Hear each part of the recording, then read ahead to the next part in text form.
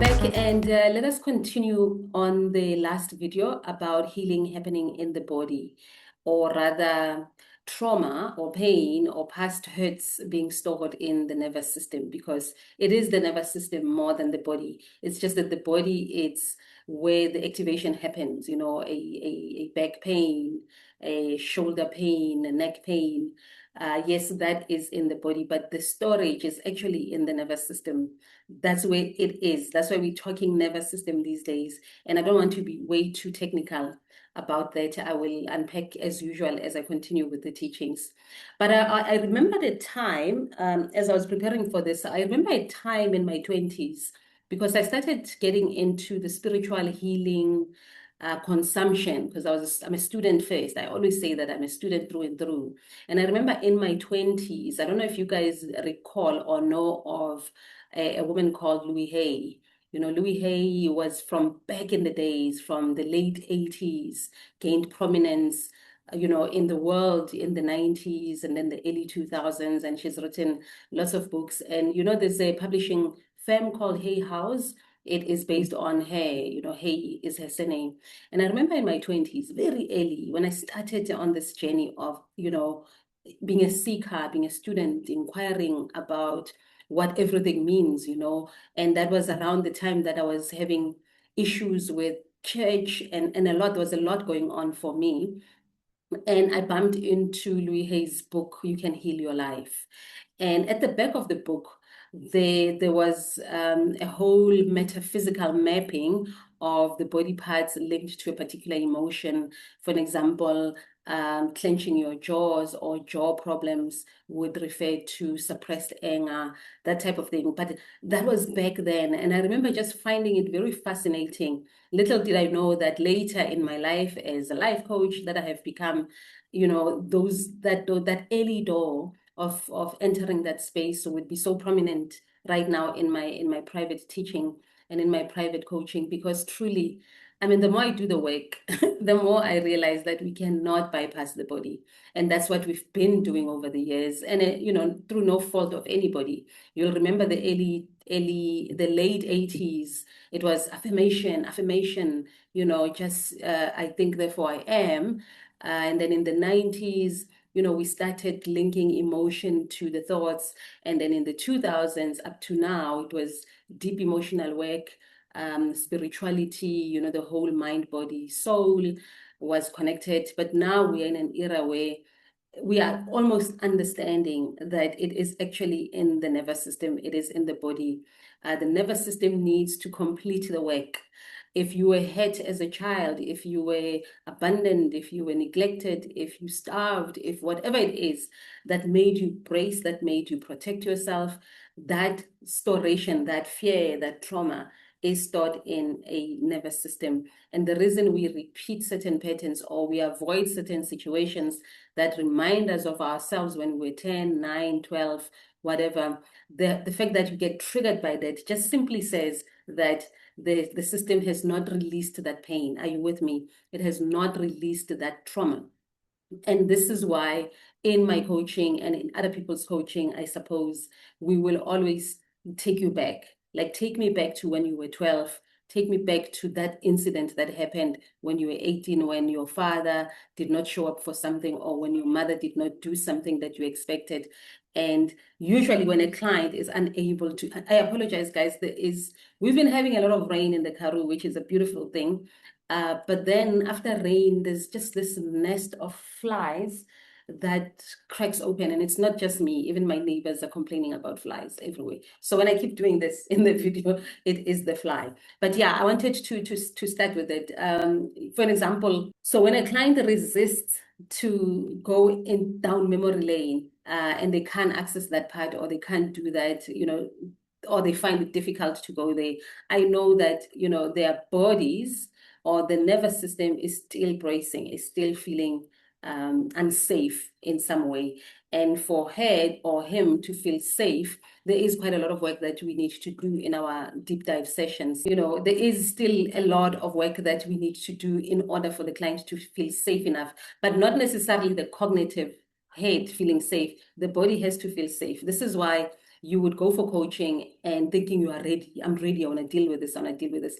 And then come second session, third session, you are not doing the work. You are not doing the homework. You are not channeling as deeply. You are not doing the meditations. It's because the body still feels like, you can't throw this on me. All of a sudden, I need gentleness. I need time. I need to ease into this. I need to trust and believe that you are serious about healing this. I need to know that you are safe when for me to release this emotion. I need to know that you are not going to stop the tears. You are not going to stop the screaming. You are not going to numb their pain. You are not going to ignore. Are you with me, somebody? Because this is really deep work. I get. So hence why some people say they're ready, and then it turns out they're not ready at all. It's because the body can't be forced into, or can be tricked or forced into readiness. The mind might say, yeah, go for it. But the body is like, yeah, I'm not so much. I'm not there yet. Which is why when I do work with clients, I do work for a very long time, minimum being 3 months, preferably 6 months. And I mean, the very best is obviously working with someone for a year. It does depend on the intensity of the trauma, intensity of the pain, intensity of the incident, or intensity of how long you've held on to trauma and how many and the extent of it. So there's a lot that we deal with. So for today, one of the things I wanted to do for us here was to take you through some, not everything, just some of the body parts that get affected by bracing, by trauma, and what emotions they activate, and what kind of scenarios link to that. I'm going to be very generic, and this is not medical diagnosis, please. Disclaimer, this is not medical diagnosis, because sometimes a pain in the heart is a pain in the heart that needs open heart surgery physically. It is not necessarily emotional. Well, it might be, but when it's manifesting physically, sometimes it really just needs an op. You need to get rid of the clot physically by a medical doctor. Sometimes pain in the knee needs knee surgery. No amount of somatic work that does not, it could help, it could ease the pain. But when it gets to a point where you need knee surgery, you need to get knee surgery. And yes, I'm not also saying that doing somatic work, releasing pain and trauma in your nervous system won't make the pain disappear. It can, it has. I've seen clients who used to struggle with certain pains, especially in the tummy, or certain symptoms that keep flaring up. And after working with me or after working with other coaches, those pains disappear. I also have many examples of my own personal life where something used to bug me physically, and I would allow is the word, allow emotions to pass through, allow the body to shake, allow the tears to come, allow, and suddenly the pain is gone. So I wanted to make those two distinctions. I am not nullifying the medical, the Western. Doctors are there for a reason. Doctors help heal lives. Doctors cure. Doctors do a lot of work. But also there is the psycho-spiritual side of things that can also go a long way. Together, you become a very, very interesting, healed human being if you combine the two. Sometimes a headache just needs a Panado. Sometimes a headache just needs you to sit quietly. It needs you to journal a little bit. It needs you to close your eyes and just allow whatever it is to come through, to pass through you, and it disappears. I hope you can appreciate that thin line between the two. So let me take you through the list. It's long, but I'm not going to do all of them. I'm going to do the ones that I feel are common and general, so that you can start to associate those when they happen to your life with some of the things that I'm going to say today. Okay, so I'm going to look down on my notes. Please don't mind me. It's because I don't have them on paper, because I'm avoiding to look like this. So they are here on the laptop. Okay, cool. Okay, guys, so this is just pure somatic patterning. It is not diagnosis. I am not a medical doctor. Please do not ignore serious pains in your chest. Do not sit with a heart attack or a sharp left pain, a left hand pain, thinking, no, the body's talking. Yeah, the body's talking, but at that moment, the body's probably saying you need to get to a heart doctor right now. Okay, so let's start with the most common one that we see, we hear all the time, chest pains. This area here, it's also known as the heart chakra in my work. Pains here, tightness here, usually is associated with emotional inhibition, suppressing emotion and suppressing big emotions such as grief, suppressing fear of being vulnerable. A lot of men get a lot of chest pain because they are just afraid of being vulnerable. They want to act brave when they need to feel vulnerable, when they need to feel things. It is also an area of, this is where a lot of heartbreak happens, and not just romantic heartbreak. Heartbreak can be your mother breaking your heart, your children breaking your heart, your boss breaking your heart, things that really, really break you, that hurt you deeply. And you don't process the pain, you don't cry it out, you don't talk it out, you don't release it, and you suppress it. You don't want to feel it. Usually it will find expression in constant chest pain, particularly when you are triggered by something similar. You could be watching a movie and a scenario in a movie reminds you of your own scenario, and suddenly your chest clogs up, and suddenly as if it's you. That is actually the intelligence of the body trying to trigger so that you can release, cry it out, scream it out, allow the body to do what the body wants to do. I have so many stories about when the body does when the body is allowed to do what it wants to do. Things that the body does, the intelligence is just incredible. Sometimes your body can just start wailing, where you just want to just scream it out. Sometimes you just scream without tears. And these are the things that I've seen, with the privilege of working with people. Sometimes you just release a lot of tears, a lot of snot. It's just the body just releasing. So chest pain talks to that. If you find yourself always tightening up, always dealing with it, ask yourself, is there a loss that you have not grieved? Is there grief there somewhere? Are you heartbroken? Because some people carry heartbreak for a very long time, such that then it manifests physically. A lot of our mothers, mothers my generation, had a heart condition, if you recall. A lot. I mean, if you think of mothers my mother's age, if my mom was alive, she would be 72 this year. And she had a heart condition. But when I think about my mother's life and how she's been living, it actually tracks that my mom would have a heart condition, because then these things manifest physically eventually, such that now you need physical intervention. And then she passed away of cognitive heart failure. Okay, so that's chest pain. And then the throat.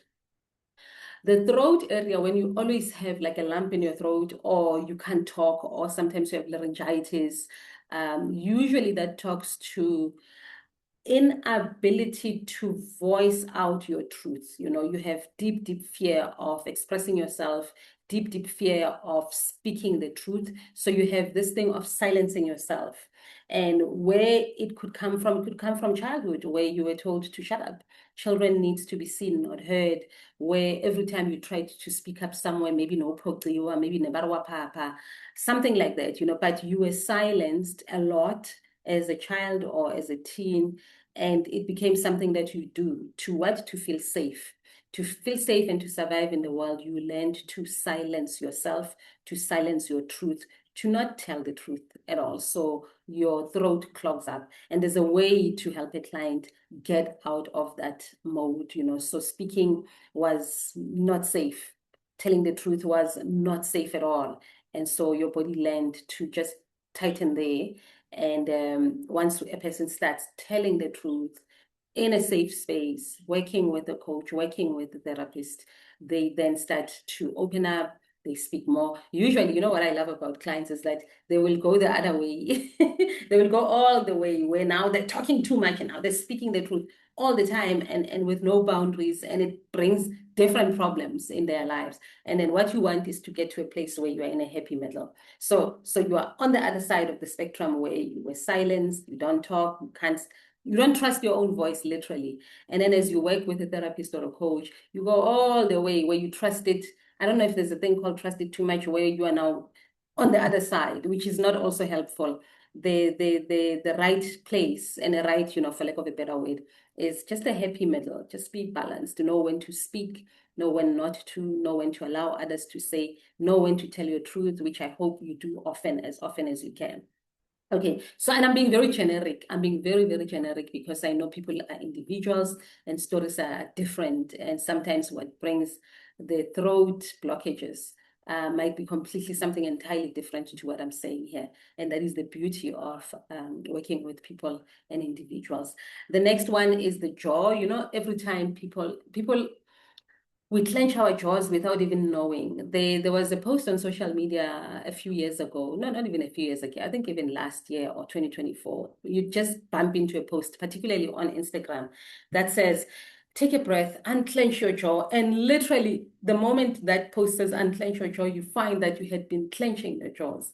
And usually, clenching is just bracing, chronic bracing, where you are hyper vigilant, or you are angry. Another layer, it's just suppression of anger. There's just a lot to be angry about, and you've just never had space or never felt safe enough to express that anger. So it sits as clenched jaws all the time, or grinding of the thing, especially when we are sleeping. Yeah, I nearly spoke about someone. I'll speak about that person one day when it's appropriate, who just grinded their teeth even in broad daylight, not just when they're sleeping. So it was just fascinating to watch. So it is also just trying to control yourself. You know, when you are angry and you are not allowed to be angry, what do? This is, you know, you clench, you brace, you hyper, hyper vigilant, hyper alert, so that you know you are in control all the time. So that is the jaw. The upper shoulder usually is when we feel unsupported. We are carrying way too much responsibility, and half the time that's not your responsibility as well. So that is the upper shoulders at the back there. And I know a lot of women struggle with that upper back pain. I know lower back pain too, but upper back pain, we're carrying way too much. The responsibilities on your shoulders literally are way too much. And usually it's people who have been conditioned to be the strong one. Firstborn syndromes, a lot of firstborn tend to have a lot of shoulder problems, especially if you are the quintessential typical firstborn that takes care of everything and everyone. Upper back, shoulders will be your issue generally. And, you know, people like to go for massages and they help for a while. But what really will help is to identify, what is this burden that you are carrying? Why are you still carrying it? Is there some of it that we can put down? Is there something we can release? Do you need to have conversations with members of the family, with a partner? Is there something you can literally do to loosen your burden? And I'm telling you now, when you loosen the burden in the real world, it will leave your body. It will leave your body. Kisse. Like I say, I have many stories around this. Let me see what else I can touch on. What else I can touch on that will be helpful, because there's many here. Oh yeah, of course, the obvious one, lower back pain. A lot of women again, and I say women because those are the clients that come to me mainly. I get very few male clients, understandably so. It's just the world we are living in. But lower back pain, just it's sacral chakra, root chakra problems. It's survival. It's financial stress mainly. It's constant worrying about money, and it's chronic stress worry. I remember my mom had a lot of that. My mom would come from home with kind of rub that heat thing, and she would ask me or whoever is close, "Ang rabila, ang rabila," especially month end, because it's payday, and you know payday brings a lot of stress for a lot of people, especially you know, our mother's generation. Ang rabila, utlamoraba, that lower back pain there, and that is usually financial stress. And guys, once again, this is general based on the somatic patterns I've seen that are recorded as well. It's not a medical diagnosis at all. So please keep that in mind. Okay, so that is lower back pain, financial insecurity, and instability and anxiety. Financial anxiety can give you lower back pain like nobody's business. Solar plexus, it's here, your gut, your stomach. This one generally talks to powerlessness, you know, low self-esteem, a sense of not being powerful in your life, a sense of just not having autonomy or agency. That shows up as stomach issues, diarrhea, constipation. No, not constipation. Constipation is something else. But a lot of your issues are gut related, are stomach related. So it's the somatic way of saying, I feel powerless. I feel humiliated. I am not in a position I should be at my age, at my level, or whatever the case is. It's just feeling small. And you'll remember whenever you have stomach problems, what do you do? Or cramps, you just do this, you contract. So you're feeling really, really small. Okay. The neck, obviously, the neck is also just a very deep one, as deep as the chest pain, as deep as the shoulder pain as well. And the neck really talks to hypervigilance as well. You know, people who are overfunctioning, hypervigilant, people who are rigid, people who are ready to defend, ready to, you're very defensive in your approach to life. And usually it's because growing up, your home was unpredictable. So you needed to be ready for action, ready for something. And it sits in the neck muscles. It sits there and it just creates chronic neck stiffness somehow. Your neck is just so stiff. That talks to control and also being hyper vigilant. This could be perhaps you grew up in a home that was unpredictable. There was no clear schedule. So you needed to be hyper alert and rigid in your own routine. You needed to create your own structure. And that actually created rigidity in a way, because you needed it. You needed control. You needed to make sure that you are safe. And usually it just shows up in neck stiffness, neck tightness later in life, you know.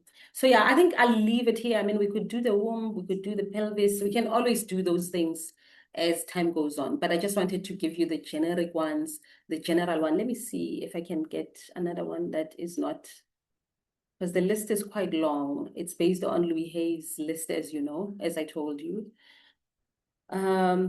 Breathing shallow, you know, shallow breathing usually is persistent stress. We are always bracing, so we don't breathe deep enough, because breathing deep enough means you are relaxed. When you can take a deep breath, that is very satisfying.